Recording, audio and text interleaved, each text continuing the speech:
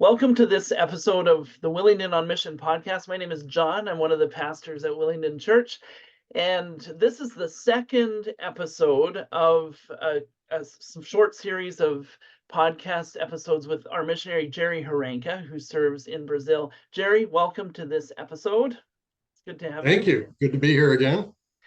So just a few questions for you today.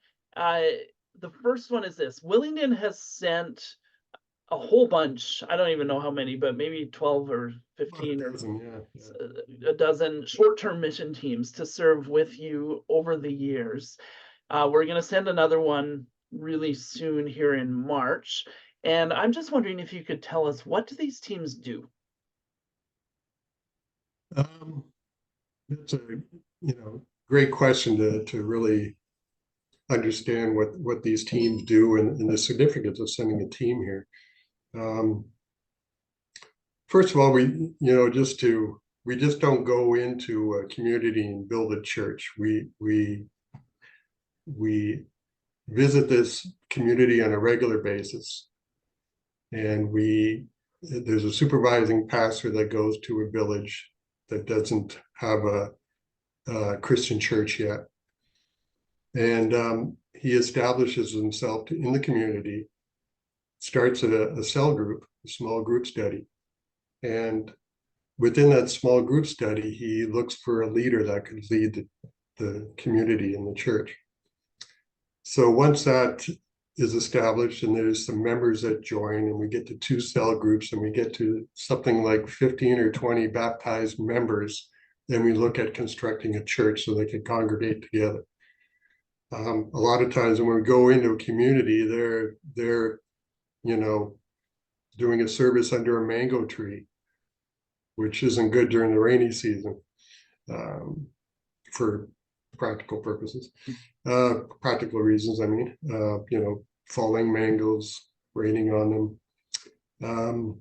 And the other thing is, some of these houses are really small, so when the congregation gets to a specific size, it's just too small to meet in the house. So we decide to build a church. So when there's about 15, 20 baptized members, we'll start organizing to build a church in that community. And what we do is we talk to the community and we try to get them to raise money to buy some supplies, and we help with those supplies as well at the mission. And Joaquin, who is our construction foreman, will go there and start the construction process with some of the locals and some of our construction people that work for us on a regular basis. And they start the foundation and just get the ball rolling. And then after that happens, that's when the team comes in. And we like to bring a team in to the point where we can work all week long to build this church so that it's functioning to accept a congregation. So we want to bring it to a point where they can use the church to meet. So we'll go in there and help with the construction of the walls, the floor, the roof. We don't necessarily get it all done, like we don't necessarily get the windows in or the stage built, but we get it to the point where they can meet in a protected shelter and they can congregate as a group in the community. So our teams go in there and help with the construction. We also, while we're there, we usually bring a medical team, a dental team, somebody to do children's ministry. And we also bring a cook. And so we go in there full force into the community. There's probably about 30 people that go into this community. And we set up a medical and dental clinic. We have a couple of dentists on board. We have a couple of nurses on board as well that come up to go into these communities on a regular basis. And then we do some house-to-house visits with some of the team members. And so we'll go door to door, and the team members have an opportunity to see how they live out in the river villages and have an opportunity to share their testimony or share the gospel with somebody in one of the households in these communities. We also do children's ministry, so sometimes we'll put skits together and And we usually bring some presents for the children, and just an opportunity to share with the children some gospel stories. And yeah, it's just a good opportunity to witness to the children as well. And a lot of times, many of the people are illiterate in these communities, especially the older generation. The kids are the ones that learn how to read at an early age. And so it's just great to witness to the children too, so they can share things with their parents or their grandparents. Yeah, so we do all of those things, and then we also enjoy each other's company. We make a lot of connections with the builders, the Brazilians that help build the church. We make a lot of connections with the community as well, because a lot of them are very curious. So they come alongside and say, hey, what's going on here? And they start helping in the construction. And we make connections with people who aren't part of the church yet. So we have opportunities to share with them and invite them to a church service. So we do have a church service before we leave, and we invite all the community to come around, and the surrounding communities, that there's some nearby. And we share our testimony. There'll be a couple people sharing their testimonies. A lot of times a team member will be the preacher, and we'll have a translator translating the preaching of our team member. And usually at the end of it, we'll do an altar call, and there's usually always somebody or a few people that accept Jesus that night. And then we do follow-up visits with them afterwards. So yeah, it's a really wonderful experience. We do daily devotionals on the boat, and we worship in Portuguese, and we worship in English, and we have community meals together, and it's just a very bonding experience. So you mentioned the boat. Tell us generally, where do these teams sleep? Well, most of the time, yeah, it is on the boat. A lot of times we sleep in people's houses if it's away from the water, but normally we sleep on the boat, and basically we sleep in hammocks, and we're all very close together. We don't get our own cabin. It's not a luxury cruise on the Amazon. So earplugs is a good recommendation. So, because a lot of times, obviously, there's one or two snorers on the boat, and sometimes there's some howling monkeys that'll keep you awake in the middle of the night, and all these jungle noises that you're not used to, that you have to adjust to in order to sleep. But I always bring my trusty pair of earplugs. And you have to learn how to sleep in a hammock as well. It takes an adjustment to sleep in a hammock. But Joaquin, our construction foreman, he works it pretty hard. So you may have trouble sleeping the first night on the boat, but a couple days of construction, you don't have problems sleeping in your hammock. Good. Yeah, thanks for that glimpse of what our short-term teams do. For those of you watching, we do have a team that will kind of in the last part of March be going to serve with Jerry. And so if you would pray for them, that would be really, really helpful. And yeah, just support them in that way. I just found out the name of the community that we're going to. It's do you want to say what it is? Yeah, it's it's a hard thing to pronounce. Araparinga. Araparanga. Araparanga. Okay. Yeah. Nice. And it's a community. It's a community on the Tapajos River, a tributary of the Tapajos River called the Arapiuns River. Okay. And we're building a cement church there. And yeah, it's probably about a 6 or 8 hour boat ride to get there. And yeah, we're looking forward to it. Nice. Can you just tell us a little bit of what are some of the challenges related to doing mission in the region where you are?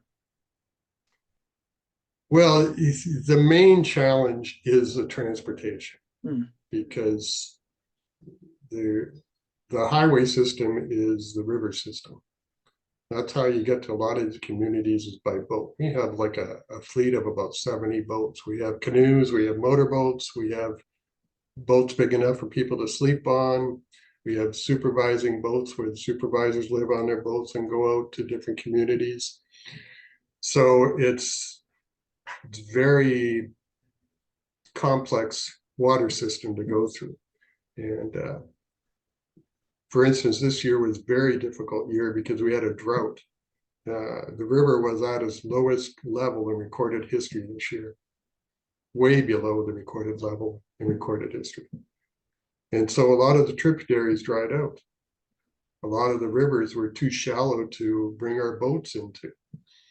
A lot of the system, the river system is a transit system for the communities as well. So they have line boats, what they call them, line boats, and they go to communities to take people to other communities. And a lot of them had to cancel because the water levels were so low. So, and they weren't able to get supplies into some of these villages because of the water levels. So yeah, it was a very difficult year. We were able to use our more shallower boats to bring in food baskets to some of these communities because they weren't able to get the food supplies that they needed. So it was a blessing that we had funding to buy these food baskets and be able to deliver to a lot of these communities. So that's kind of like the major obstacle is how to get there.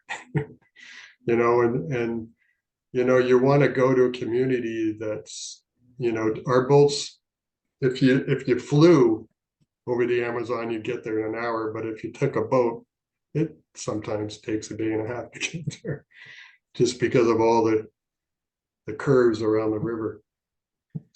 But do I remember that your mission has airplanes also? yeah, we have a couple of seaplanes. Yeah. Yep. So we help with emergencies in the community. If we know somebody in the community that injured themselves or got sick and they need to get to a hospital right away, then we have a pilot that'll fly in there and then fly him back to Santa Ana to go to the hospital. We also fly in visiting pastors to go preach in different communities. So yeah, we use the seaplanes quite a bit. The other thing too is we've planted about 800 and some churches, and we have church buildings and probably close to 300 of them. But we've evangelized a lot of the close communities nearby Santa Ana. Now we're going further out. So that's a challenge because as we go further out, we got to take more supplies and be out a little longer. So that we're trying to work out some logistical solutions so that we can get to these communities a little quicker and a little easier. Because, you know, when a team comes for 5 days or a week, and it takes 2 days to get to a community and 2 days back, it doesn't leave a lot of time to be in the community. So that's been one of our challenges as of late because we are going further out from Santa Ana now. So you mentioned several hundred villages. What's the how many are there? Yeah, how many villages are there along the Amazon basin? Like, are we Well, talking more? Are we talking like you're almost done with the mission, or there's way more? No. We've barely broke the surface. I mean, we're talking about, you know, there's guesstimates. I mean, there's no statistical information on it.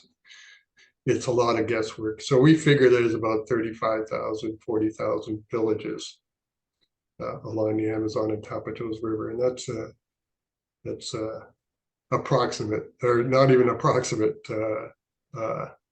statistic. I mean, we just don't really know.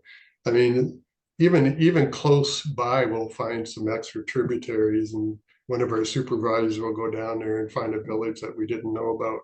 So we're always discovering these new villages. So yeah, it's there's a lot of work to do in the Amazon basin. Yeah, thank you. Yeah, there's a lot of that's very different than Canada, hey, where we actually we pretty much know where the places are. Yeah. And we have a lot of inland communities too that we're going to. So we do go inland as well. And there's these like hidden communities in the middle of the jungle that nobody knows about. You just drive by one of these dirt roads on your motorcycle, and then you realize there's another community here. So you're always discovering new communities. These supervisors always stumble onto these new communities. Can And you each tell us? supervisor, we have 10 supervising pastors and their wives, and that are on salary, that go out there full time, going to the villages they've already evangelized, training the local leaders of those different communities. And they're also looking for new villages to evangelize. So they're out there working very hard trying to find these communities. Wow. Can you finish off this podcast episode by just telling us a story of something that God has done through this ministry? Yeah. Actually, there's a couple things that I'll mention. One of them was I was just talking to Chantel and Brandon. They were visiting a community called Muramaru, which is about a 6-hour boat ride from here.